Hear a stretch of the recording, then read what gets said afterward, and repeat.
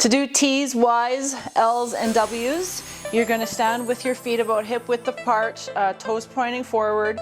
You're going to get into a good hip hinge position with a neutral spine, soft bend at the knees, shoulders down, not elevated up towards your ears, and also in a neutral position. We're not rounding towards the floor. Everything is back in neutral. So you're going to start off with your T's. So you're going to have thumbs out, and you're just going to go up and down for the assigned amount of reps. Maintaining a tight core and breathing naturally. And then for the Y's, your thumbs are going to point away from you, and you'll do your Y's for the assigned amount of reps.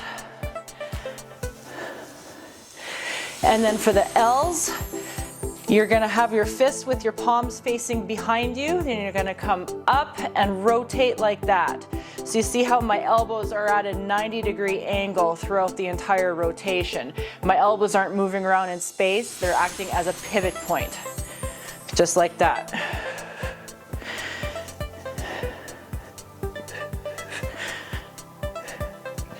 And then for the W's, thumbs up again, and you're just going to come up into a W shape.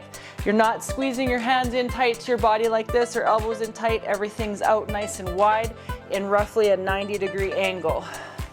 So I'm just bringing my forearms together in front of me and then spreading them apart so that my thumbs are pointing up to the ceiling at the end range and my palms are facing each other at the top.